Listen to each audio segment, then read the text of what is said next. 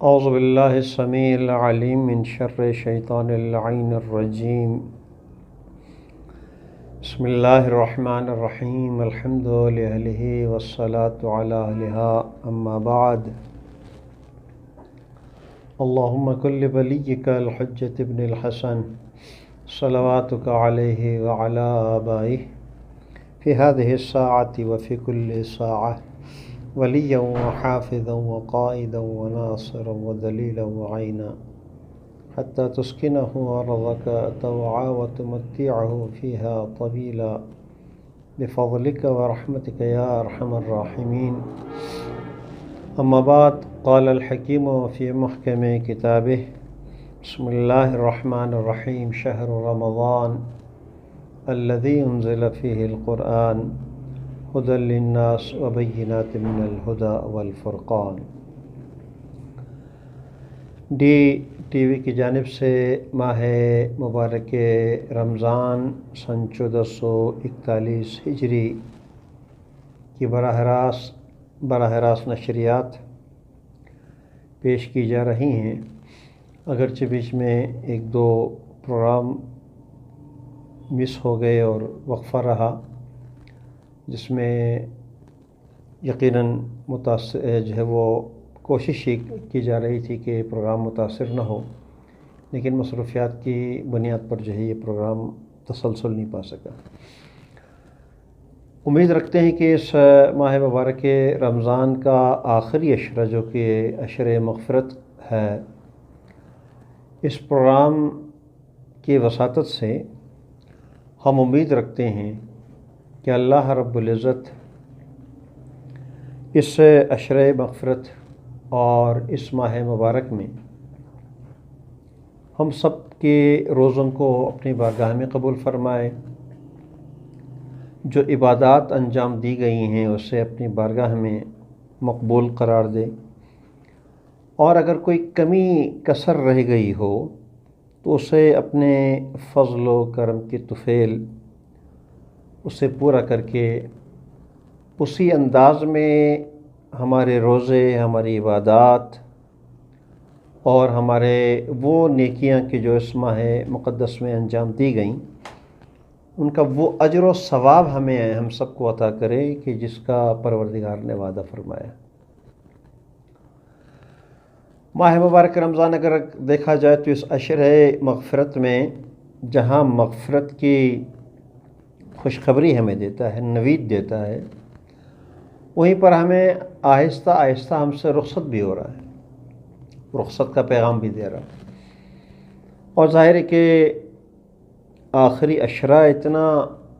متبرک جو ہے وہ عشرہ ہے کہ جس کے اندر یقینی طور پر جو ہے وہ لیلۃ القدر بھی اسی عشرے میں ہے، اور ساتھ ساتھ مغفرت کی نوید بھی سنائی گئی ہے. اور ماہ مبارک رمضان میں کے ابتدائی 20 دنوں میں اگر کسی فرد مومن سے کوئی کمی کسر رہ گئی ہو، اس کو اس آخری عشرے میں اسے وہ پورا کر سکتا ہے، اس کا جبران کر سکتا ہے. لہذا بنیادی طور پر یہ جو بقیہ دن ہیں ماہ مبارک رمضان کے 4 یا 5 دن، ان دنوں میں ہماری کوشش یہ ہونی چاہیے کہ ہم سب سے پہلے رمضان کے پیغام کو سمجھیں، رمضان کی قداست کو، اس کے تقدس کو سمجھیں، اور رمضان المبارک کو اتنا پروردگار نے احترام کیوں دیا، اتنا اہتمام کیوں کیا، اور کیا وجہ ہے کہ انبیاء و مرسلین علیہم الصلوۃ والسلام اور ائمہ طاہرین علیہم الصلوۃ والسلام نے اس قدر رمضان کا انتظار فرمایا، اور پھر جو ہے وہ اس رمضان میں بہت عظیم الشان اہتمام فرماتے تھے. یہ یقیناً ہم سب کے لیے قابل توجہ ہے کہ ہم یہ سوچیں ہم کہاں جا رہے ہیں، اللہ رب العزت ہمیں کس منزل کی طرف لے جا رہا ہے، اور کیا محبتیں اللہ رب العزت ہم سے رکھتا ہے اور ان محبتوں کا اظہار کرتا ہے. اور ہم ہیں کہ ہم اپنی اس مادی زندگی میں اپنے لیے محبتوں کے تقاضوں کو چنتے ہیں، اپنے لیے دوست چنتے ہیں، اور اپنے لیے مونس و مددگار کی تلاش میں رہتے ہیں۔ اگر حقیقت میں دیکھا جائے، اگر کوئی ذات اس کائنات کے اندر اس لائق ہے کہ اسے اپنا دوست قرار دیا جائے تو وہ اللہ کی ذات ہے۔ اس لیے کہ اکثر و بیشتر انسانی معاشروں میں کسی بھی شخص کی یا کسی بھی عنوان کی دوستی کا اگر معیار پرکھا جائے اور اس کا معیار تلاش کیا جائے تو کہا جاتا ہے کہ بے غرض جو ہے وہ دوستی ہے، اور اس بے غرض دوستی میں کوئی ہماری لالچ، کوئی طمع، کوئی غرض، کوئی ایسی چیز نہیں ہے۔ یا اس کو دوسرے الفاظ میں کہا جائے تو وفادار دوست، جگری دوست۔ یعنی اس کی اگر تعریف کی جائے، اس کو اگر تھوڑا سا کھولا جائے تو یہ وضاحتیں سامنے آتی ہیں کہ جو انسان کی مشکل، انسان کے بہت برے وقت میں بھی اس کا ساتھ نہ چھوڑے، اس کے لیے یہی الفاظ استعمال ہوتے ہیں، اسی کی قدر ہوتی ہے، اسی کی جو ہے وہ قیمت جو ہے وہ جانی جاتی ہے۔ اور حقیقت بھی یہی ہے کہ ظاہر ہے کہ انسان اچھے دنوں میں تو بہت سارے دوست مل جاتے ہیں، اچھے حالات اگر انسان کے ساتھ ہوں تو اس اچھے حالات میں بہت سارے دوست مل جاتے ہیں، لیکن کڑے وقت میں اور برے حالات میں جو دوستی کا دامن تھامے رکھتا ہے، دوستی کا حق ادا کرتا ہے، اس کے لیے انسان کے دل میں خود بخود ایک محبت سی پیدا ہو جاتی ہے۔ یہ فطری ہے، اور ظاہر ہے کہ انسان کی جبلت میں، انسان کی فطرت میں جو چیزیں رکھی گئی ہیں، جو کسی نہ کسی چیز کے اثر کو قبول کرتی ہیں، جیسا کہ گزشتہ میرے خیال آخری ہماری گفتگو اسی پر ہوئی تھی کہ انسان اثر لیتا ہے، انسان کے وجود کے اندر ایک جو ہے وہ اثر کو قبول کرنا ہے۔ اب یہ پھر انسان کے اوپر ڈیپینڈ کرتا ہے کہ وہ کون سے اثرات کو قبول کرتا ہے اور کون سے اثرات سے وہ متاثر ہوتا ہے۔ ایک مرتبہ یہ ہوتا ہے کہ یہ اثرات عارضی ہوتے ہیں اور وقتی ہوتے ہیں، اور ظاہری چمک دمک کے سبب جو ہے وہ انسان کسی چیز سے متاثر ہو جاتا ہے۔ تو اگر حقیقت میں دیکھا جائے کہ انسان کی جبلت میں اور فطرت کے اندر یہ چیز ہے کہ وہ کسی نہ کسی چیز سے متاثر ہوتا ہے، کسی کردار سے وہ اثر لیتا ہے، کسی گفتگو سے وہ اثر لیتا ہے، رویوں سے اثر لیتا ہے، طرز سلوک سے وہ اثر لیتا ہے، انسان کی پھر وہ زندگی کے طور اور اطوار سے وہ انسان اثر لینا شروع کر دیتا ہے، اور پھر اس اثر کا نتیجہ یہ ہوتا ہے کہ انسان پھر اسی کو اپنانے کی کوشش کرتا ہے، اسی کردار کو اپنانے کی کوشش کرتا ہے، اور جن چیزوں سے وہ متاثر ہوا ہے اسی کو اپنے زندگی میں فالو کرنے کی کوشش کرتا ہے، اس پر عمل پیرا ہونے کی کوشش کرتا ہے۔ اگر دیکھا جائے کہ انسان کے لیے وہ کون سی چیز ہے کہ جو غرض دوستی کا حق ادا کرے، وفاداری کا جو ہے وہ حق ادا کرے، اگر اس کی بنیادوں کو تلاش کیا جائے، اگر اس کی بنیادوں کو تلاش کیا جائے تو میں سمجھتا ہوں کہ اس کو سمجھنا آسان ہے۔ انسان کی ایک زندگی جو ہے وہ طالب علمی کی زندگی ہوتی ہے۔ طالب علمی کی زندگی میں اب ظاہر ہے کہ طالب علم اپنے لیے دوست کا انتخاب کرتا ہے، تو اس کی جو سوچ ہے، اس کی اس دوران تعلیم جو اس کی ایکٹیویٹیز ہیں، اس کی جو فعالیت ہیں، اس کی جو سرگرمیاں ہیں، اس سرگرمیوں کے مطابق وہ اپنے لیے دوست چنے گا۔ اگر وہ لکھنے پڑھنے کا شوقین ہے تو لکھنے پڑھنے والوں کو اپنا دوست بنائے گا۔ اگر وہ چاہتا ہے کہ کلاس کے اندر اپنے آپ کو نمایاں طور پر جو ہے وہ ایک نمایاں مقام کا حامل ہو جائے تو وہ ایسے لوگوں سے دوستی کرتا ہے۔ اسی زمانے طالب علمی کے اندر وہ لڑائی جھگڑے کو پسند کرتا ہے تو ایسے طبیعت کے حامل دوست کا انتخاب کرتا ہے۔ گویا کہ ہر کوئی اپنے مزاج کے مطابق دوست کا انتخاب کرتا ہے، لیکن پھر یہ دوست اگلے انسان کے دوسرے شعبے میں فرض کرے اسکول کے دوست نہیں ہوتے، وہ پھر کالج کے دوست ہو جاتے ہیں، جو کالج میں دوست نہیں ہوتے وہ پھر یونیورسٹی میں دوست ہو جاتے ہیں، یعنی حالات کے مطابق اور انسان کے سرگرمیوں، انسان کے مزاج، انسان کی عمر کی خواہشات کے مطابق انسان جو ہے اپنے لیے دوستوں کا انتخاب کرتا ہی فطری ہے۔ اور پھر یہ دیکھنے کی ضرورت ہے کہ یہ سارے دوست جو آپ انسان کی عقل و شعور کی منزلیں طے کرنے سے لے کر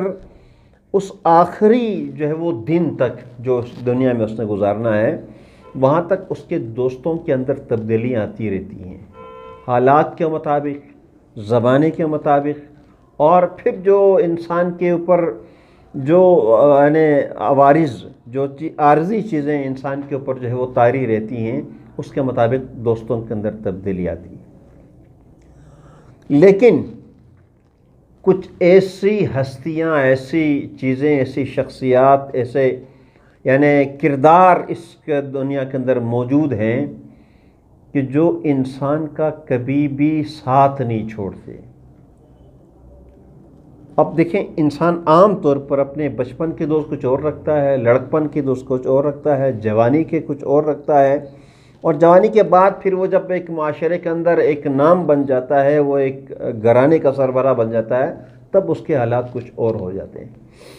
لیکن انسان کی پیدائش سے لے کر اور پیدائش سے بھی قبل اگر جو ہے وہ انسان کے اپنے ماں کے رحم کے اندر موجود ہے، وہاں پر بھی کچھ اس کے دوست ہیں جو کبھی ساتھ نہ چھوڑنے والے ہیں۔ پھر انسان کی پیدائش کے بعد ہمیشہ انسان کے ساتھ یہ دوستی کا حق نبھاتے ہیں، وفاداری کا جو ہے وہ مظاہرہ کرتے ہیں، اور پھر یہاں تک کہ انسان جب اس دنیا میں آخری دن گزارتا ہے اور اس کے دن ختم ہو جاتے ہیں، اللہ نے جو اسے زندگی دی ہے اس زندگی کے دن ختم ہو جاتے ہیں، اور پھر جب وہ قبر میں اتارا جاتا ہے تو یہاں پر یعنی عام حالت میں دیکھا جائے تو انسان کے تمام تعلقات ٹوٹ جاتے ہیں، ختم ہو جاتے ہیں، بلکہ یہ ایسا مرحلہ ہوتا ہے کہ نہ جہاں پر باپ کام آ سکتا ہے، نہ ماں کام آ سکتی ہے، نہ بہن بھائی کام آ سکتے ہیں۔ پھر یہ سلسلہ پھر جاتا ہے قیامت تک، اور قیامت کے حالات تک، حساب و کتاب کی منزل تک، نہ وہاں پر کوئی کسی کا بہن ہے، نہ کوئی کسی کا بھائی ہے، نہ کسی کا باپ ہے، نہ کسی کی ماں ہے، نہ کسی کی اولاد ہے، نہ جگری دوست ہیں، کچھ نہیں۔ لیکن وہاں چونکہ اب ظاہر ہے کہ انسان کی عام زندگی میں وہ یعنی اتنی اس کے یعنی زندگی کے یعنی رنگینیاں ہوتی ہیں، زندگی کے اندر اتنی نعمتیں ہوتی ہیں، اتنا اختیار ہوتا ہے، وہ آنکھ رکھتا ہے، وہ حرکت رکھتا ہے، وہ ساری چیزیں رکھتا ہے۔ ان تمام چیزوں کے باوجود بھی جہاں انسان دوستی اور ہمدردی اور جو ہے وہ غم گسار کی جو ہے وہ تلاش میں رہتا ہے، تو جب کہ انسان کے قبر میں اترنے کے بعد پھر یہ ضرورت بڑھ جاتی ہے۔ جب انسان کی موت واقع ہو جاتی ہے، اس کے جسم سے روح جدا ہو جاتی ہے، روح اور جسم میں جب جدائی پڑ جاتی ہے، اب یہ وہ مرحلہ ہے کہ جب انسان کے اندر نہ کوئی حرکت ہے، نہ انسان کے اندر وہ کوئی ایسی چیزیں ہیں کہ جس کے ذریعے سے وہ ادراک رکھ سکے، کسی کو بلا سکے، کسی کو سمجھا سکے، کسی کو جو ہے وہ کسی کی سمجھ سکے، یہ ساری چیزیں نہیں ہو سکتی۔ جب نہیں ہوئی، لیکن اس کے باوجود ایک انسان ایک زندگی گزار کر آیا، اور اس کے زندگی کا سلسلہ اب جاری ہے، سفر، زندگی کا جو سفر ہے یہ سفر جاری ہے، تو اس مرحلے پر پھر انسان کو زیادہ ضرورت ہوتی ہے، سخت ضرورت ہوتی ہے۔ اور اسی ضرورت کے پیش نظر اللہ رب العزت نے ہمیں اس دنیا میں ان اصولوں کو اپنانے کا دستور دیا جو اصول بعد کی زندگی میں بھی کام آ سکتے ہیں۔ اگر حقیقت میں دیکھا جائے، وہ دوست یعنی وہ چاہنے والا، وہ ہمدرد، وہ غمگسار، میں سمجھتا ہوں کہ قابل تعریف ہے کہ جو میری زندگی کے بعد بھی میرے کام آئے۔ عام طور پر ہم اپنے معاشرے کو دیکھ لیں تو معاشرے کے اندر بھی چونکہ ہمارا ایک تعلق جو ہے وہ کہ اسلامی مکتب فکر سے ہے، اسلامی معاشرے سے ہے، لہذا اسلامی معاشرے کے اندر ہم یہ تصور رکھتے ہیں کہ اپنی اولاد کو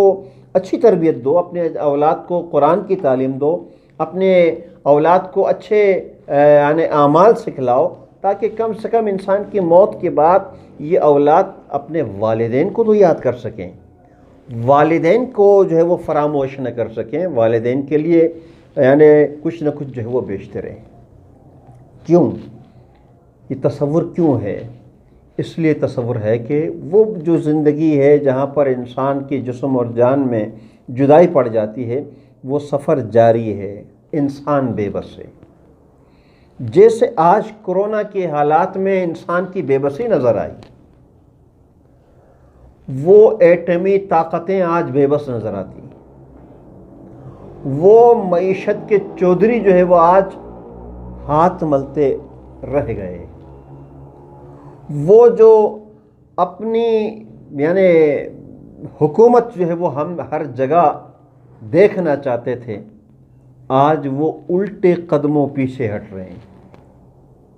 بے بسی یعنی انسان نے اپنی زندگی میں محسوس کیا،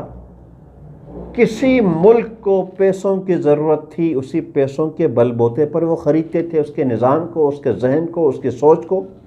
خریدا جاتا تھا۔ اور اگر کوئی پیسوں سے جو ہے وہ خریدا نہ گیا تو اس کو مختلف ذریعوں سے اس کو خریدا جاتا تھا۔ کس لیے خریدا جاتا ہے؟ تاکہ وہ نظام سب کا ایک ہو، اسی نظام کے ماتحت وہ ماتحت ہو جائے، اس کی حکومت کو، اس کی ریاست کو، اس کی چودراہٹ کو تسلیم کریں۔ لیکن آج یہ سب کے سب بے بس ہیں۔ انسان کی بے بسی کی ایک جو ہے وہ جھلک جو ہے وہ آج کورونا ہے۔ اس کورونا میں جہاں انسان کی بے بسی، اور اب تو آئے روز ایک نئی چیز آتی ہے، نیا اعلان آتا ہے، اور بالخصوص ورلڈ ہیلتھ آرگنائزیشن کی جانب سے نئی چیزیں سامنے آ رہی ہیں، نئے تحقیق سامنے آ رہے ہیں۔ پہلے تو کہا جاتا تھا کہ جو ہے اس کی جو ہے وہ ویکسین، اس کی دوا تیار ہونے والی ہے، دعوے تو تقریباً اکثر و بیشتر ملکوں نے کیے، لیکن آج تک مارکیٹ میں وہ چیز نہیں آئی۔ اور ساتھ ساتھ پھر اب یہ کہا جا رہا ہے کہ یہ کورونا وائرس جو ہے وہ کووڈ-19 جو ہے وہ انسان کی زندگی کا حصہ بن گیا۔ ٹھیک ہے جی، اب یہ انسان کی زندگی کا جب حصہ بن گیا تو پھر انسان کی بے بسی دیکھیں کہ انسان اب کتنا بے بس ہے کہ وہ ایک نظر نہ آنے والے اور ایک ایسے چھوٹے سے جرثومہ جس کو جو ہے وہ کووڈ-19 کا نام دیا گیا، اس کا سامنے اتنا بے بس، اور اسی کے سبب آج نظام زندگی، پوری دنیا کا نظام مفلوج ہو چکا ہے، پٹا بیٹھ گیا ہے۔ وہ رفتار کے جو زمانے نے پکڑی تھی اپنی ترقی کے لیے اور اپنی معیشت کی بہتری کے لیے اور زمانے کے تقاضوں کا مقابلہ کرنے کے لیے جو رفتار پکڑی تھی، آج وہ تقریباً وہ رفتار ختم ہو گئی۔ بلکہ اگر جس طریقے سے بعض جو ہے وہ سمجھدار دانشور کہتے ہیں کہ اب جو ہے وہ اس دنیا کا نظام چینج ہونے والا ہے۔ ظاہر ہے کہ اب ہمارے یہاں نظام، جو ہمارا نظام تھا، جس نظام میں آج تک یعنی 2019 کے دسمبر تک ہم چل رہے تھے، دسمبر 2019 کے بعد تو یہ نظام تقریباً چینج ہوتا جا رہا ہے۔ وہ جو ایک انسان نے اپنے لیے ایک نظام معین کیا تھا، اسی نظام میں وہ تقریباً ایڈجسٹ ہو گیا تھا، اور وہ اس کے ذہن میں اسی حوالے سے منصوبہ بندیاں تھیں اپنے لیے، اپنے اولاد کے لیے، اپنے جو ہے وہ اولاد کی اولاد کے لیے۔ ٹھیک ہے جی، یہ ساری نظام اب جو ہے وہ بدلنے جا رہے ہیں، سوچ بدلی جا رہی ہے، منصوبے بدلے جا رہے ہیں، طریقہ کار بدلا جائے گا، تجارت کا ایک انداز تھا وہ انداز بدلا جائے گا، تعلیم کا ایک طرز تھا وہ طرز بدلی جائے گی۔ یعنی اس طریقے سے یہ ساری چیزیں ہو رہی ہیں۔ جب انسان کی زندگی کا لازمہ بن رہا ہے، حصہ بن رہا ہے یہ کورونا وائرس، تو اس کے مطابق ظاہر ہے کہ اس میں نظام کے اندر تبدیلی بھی آنی شروع ہو جائے گی، یعنی بے بسی کی ایک ہلکی سی جھلک انسان کی کہ وہ اب جو ہے وہ تقریباً بے بس نظر آتا ہے، ہاتھ ملتا جا رہا ہے، لوگ خدا کی طرف متوجہ ہو رہے ہیں، اور وہ یعنی غیر مسلم معاشرے بھی وہی طور طریقے اپنانے کی کوشش کریں گے جو مسلمان اپناتے ہیں۔ تو یہ ایک بے بسی ہے۔ اس بے بسی کے عالم میں جو حقیقی دوست ہے، اس حقیقی دوست کی طرف ماہ مبارک رمضان متوجہ کرتا ہے کہ اللہ کے مہمان بنو۔ اور اسی ماہ مقدس کے اندر قرآن مجید کا نزول ہوا۔ وہ بہترین دوست، بہترین ساتھی، ہمدرد بھی، غمگسار بھی، اور پھر قرآن مجید کبھی بھی انسان کو تنہا نہیں چھوڑتا، اس جیتی زندگی میں بھی، اور زندگی کے دن جب ختم ہو جائیں اور جب انسان موت کی وادی میں چلا جائے اور اس کے رشتہ دار، اس کے عزیز و اقربا خود اپنے ہاتھوں سے اسے جو ہے وہ سپرد خاک کر دیں، اس کے بعد بھی قرآن ساتھ نہیں چھوڑتا۔ بلکہ حضرت امام حسن مجتبیٰ علیہ السلام کی ولادت باسعادت کی مناسبت سے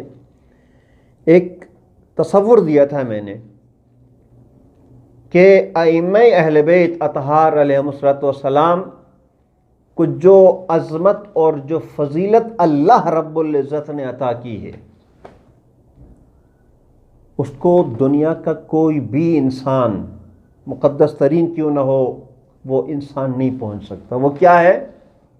وہ انسان کی زندگی کے بعد کی ضروریات ہیں۔ وہ ہستیاں کہ جنہیں ہم بہت محترم مانتے ہیں اور ایک اسی احترام کے مطابق ہم ایک دوسرے کے عقیدے کا بھی احترام کرتے ہیں، لیکن یہ سارا احترام دنیا میں ہے، جیتے جی تک ہے۔ لیکن ائمہ اہل بیت اطہار علیہ السلام، ان کا اختیار کا دائرہ کار اور ان کی ولایت، ان کی محبت صرف دنیا کی ضرورت نہیں ہے، دنیا کے بعد کی زندگی کی بھی ضرورت ہے۔ اور شاید اسی سبب ہے کہ حضرت امیر المومنین علی ابن ابی طالب علیہ السلام، اگرچہ ہمارے پاس بہت مختصر جھلکیاں ہوتی ہیں کہ جب حارث ہمدان کو اپنا تعارف جو ہے وہ اپنے آپ کو پہچانوا رہے تھے، اپنا تعارف کروا رہے تھے، وہاں پر ایک جملہ اکثر و بیشتر ہمارے علماء کرام بیان کرتے ہیں کہ یا ہار و ہمدان من یمت یرن، اے حارث ہمدان، اگر علی کو جاننا چاہتے ہو تو علی کا ایک کردار یہ بھی ہے کہ جو کوئی دنیا سے اٹھ کر جاتا ہے، موت کی وادی میں چلا جاتا ہے، سب سے پہلے میری ملاقات اس سے ہوتی ہے، اس کی نظروں میں میں ہوتا ہوں۔ اسی لیے پیغمبر اسلام اپنی زندگی میں کہیں پر ذکر علی کی تاکید کر رہے ہیں، کہیں پر محبت علی کی تاکید کر رہے ہیں، کہیں پر جو ہے وہ علی کے چہرے کی طرف دیکھنے کی تاکید کر رہے ہیں، کہیں پر علی کا ساتھ دینے کی تاکید کر رہے ہیں، کہیں پر علی کو حق کا ساتھ کہا، کہیں پر علی کو قرآن کا ساتھی بتلایا۔ اسی لیے کہ ان ہستیوں کا اختیار اور اللہ نے جو عظمت اور فضیلت دی، وہ دنیا کی کوئی طاقت نہیں چھین سکتی۔ حضرت علی ابن ابی طالب علیہ السلام کا امتیاز یہ ہے، اس کو دنیا کی ظاہری کرسی پر بٹھاؤ تب بھی وہ علی ہے، اس کو نہ بٹھاؤ تب بھی وہ علی ہے۔ دنیا کے اس ظاہری کرسی پر بٹھاؤ تب بھی اس کا اختیار آخرت تک ہے، دنیا میں بھی، آخرت میں بھی، قبر میں بھی۔ نہ بٹھاؤ تب بھی یہ اختیار کوئی چھین نہیں سکتا، کہ اس لیے کہ یہ اختیار اللہ کا دیا ہوا۔ یہ ماہ مقدس رمضان ہے کہ جو ہمیں ان تمام عظمتوں سے، ان تمام اچھائیوں سے، ہمدردوں سے ہمیں آشنا کراتا ہے۔ ان میں سے ایک خود روزے بھی ہیں۔ یہ روزے بھی انسان کی دوستی کا حق ادا کرتی ہیں، انسان کی ہمدردی کا حق ادا کرتی ہیں، انسان کی مونس ہیں، انسان کے مددگار ہیں۔ کیوں؟ اس لیے کہ یہ ساری چیزیں اللہ کی محبت میں، اللہ کی رضا میں، اللہ کی خوشنودی کے لیے، اللہ کی بندگی کا حق ادا کرنے کے لیے یہ روزے رکھے جاتے ہیں، جس کے لیے فرمایا گیا کہ الصوم لی، کہ روزہ میرے لیے ہے اور میں ہی اس کی جزا ہوں، یا میں ہی جزا دوں گا۔ اس آخری عشرے میں اگر ہم اس رمضان کے پیغام کو سمجھ گئے، ہم نے اپنے لیے ازلی اور ابدی دوست تلاش کر لیا، ہم دوست تک پہنچ گئے، ہم اپنے ہمدرد تک پہنچ گئے، اپنے رازدان تک پہنچ گئے۔ یاد رکھیں، خدا سے بڑا کوئی رازدان نہیں۔ روایات ملتا ہے اور علماء کی سیرت بھی رہی ہے کہ وہ اپنے شب و روز میں سے ایک وقت نکالتے تھے، اپنے خدا سے سرگوشی کرتے تھے، اپنے رب سے سرگوشی کرتے تھے، اس لیے کہ اس سے بڑا کوئی رازدان نہیں، اس سے بڑا چاہنے والا کوئی نہیں ہے، اس سے بڑا خیال رکھنے والا کوئی نہیں ہے، اور پھر اس سے بڑا کوئی انتظار کرنے والا نہیں۔ ایک انسان کی مصروفیت میں سے ایک مصروفیت یہ ہوتی ہے کہ دوست انتظار کر رہا ہے، عزیز انتظار کر رہا ہے، اور خدا سے بڑھ کر کوئی انتظار کرنے والا نہیں کہ جو اپنے بندوں کے پلٹنے کا منتظر ہے۔ یقیناً زندگی رہی تو یہ سلسلہ گفتگو جاری رہے گی، اور ان بقیہ 4-5 دنوں میں ہم کوشش کریں گے کہ اس دوست کو تلاش کر لیں اور دوست تک پہنچ جائیں، دوست کا ہاتھ تھامیں اور دوست کو حقیقی رازدان بنائیں، تاکہ یہ جو مشکل زندگی اس وقت جو ہمیں درپیش ہے، جس میں مشکلات ہیں، جس میں انسان کی بے بسی ظاہر ہو گئی ہے، حقیقی دوست مل جائے تو زندگی گزارنا بھی آسان ہو جاتا ہے، اور یہ پرکٹھن راستے بھی یقیناً جو ہے وہ پھولوں سے مزین راستے نظر آتے ہیں، اور مشقت کی زندگی بھی پر لطف جو ہے وہ سفر کے یعنی حوالے سے یاد رکھی جاتی ہے۔ رب ذوالجلال کی بارگاہ اقدس میں دعا گو ہیں کہ پروردگار ہمیں اس ماہ مقدس رمضان میں کامیاب لوگوں میں سے قرار دے۔ والسلام علیکم ورحمۃ اللہ وبرکاتہ۔